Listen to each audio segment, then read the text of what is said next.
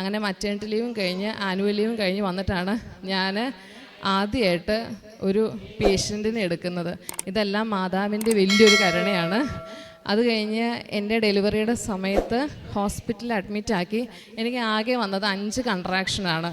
Doctor പറഞ്ഞു, ഇത്ര പെട്ടെന്ന് നീ ഡെലിവറി ആയോ എന്ന് ചോദിച്ചു. ഡോക്ടർക്കും വലിയൊരു അത്ഭുതമായിരുന്നു. ഈ റിസൾട്ട് കുഞ്ഞുണ്ടായി കഴിഞ്ഞപ്പോഴത്തേനും പീഡിയാട്രീഷ്യൻ കുഞ്ഞിനെ കണ്ടു, കുഴപ്പമൊന്നുമില്ല എന്ന് പറഞ്ഞു. ഞാനും ഹസ്ബൻഡും പറഞ്ഞു കുഞ്ഞിന് ഒത്തിരി പ്രോബ്ലംസ് പറയുന്നുണ്ടെന്ന് പറഞ്ഞ് റിപ്പോർട്ട്സ് എല്ലാം കാണിച്ചു. അപ്പം ഡോക്ടർ പറഞ്ഞു നമുക്കൊന്നുകൂടെ സ്കാൻ ചെയ്യാം. ലാസ്റ്റ് സ്കാനിങ്ങിൽ കുഞ്ഞിൻ്റെ തല ചെറുതാണ്, ഒരു കിഡ്നി കാണുന്നില്ല, പിന്നെ ഹൈഡ്രോസീൽ എന്ന് പറഞ്ഞൊരവസ്ഥയൊക്കെ കുഞ്ഞിനുണ്ടെന്ന് പറഞ്ഞു. ഞങ്ങൾ പറഞ്ഞു എന്താണേലും കുഞ്ഞിനെ നമ്മൾ സ്വീകരിക്കും. കുഞ്ഞുണ്ടായി കഴിഞ്ഞ് റിപ്പോർട്ട്സ് എല്ലാം കണ്ട് പീഡിയാട്രീഷ്യൻ ഹസ്ബൻഡിനെയും കുഞ്ഞിനെയും റേഡിയോളജിസ്റ്റിനെ അടുത്തുകൊണ്ടേ സ്കാൻ ചെയ്തപ്പം കുഞ്ഞിന് ഒരു കുഴപ്പമില്ല. ആ പീഡിയാട്രീഷ്യൻ ഞങ്ങളുടെ അടുത്ത് വന്നു, എന്നാണോ നിങ്ങൾ ഈ കുഞ്ഞിനെ കളയണ്ടെന്ന് തീരുമാനിച്ച് അന്ന് ഈ കുഞ്ഞിനെ ദൈവം അനുഗ്രഹിച്ചു.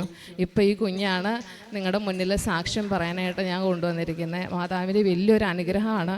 അമ്മയെ വിളിച്ച് പ്രാർത്ഥിച്ച അമ്മ ഒരിക്കലും കൈവിടില്ല.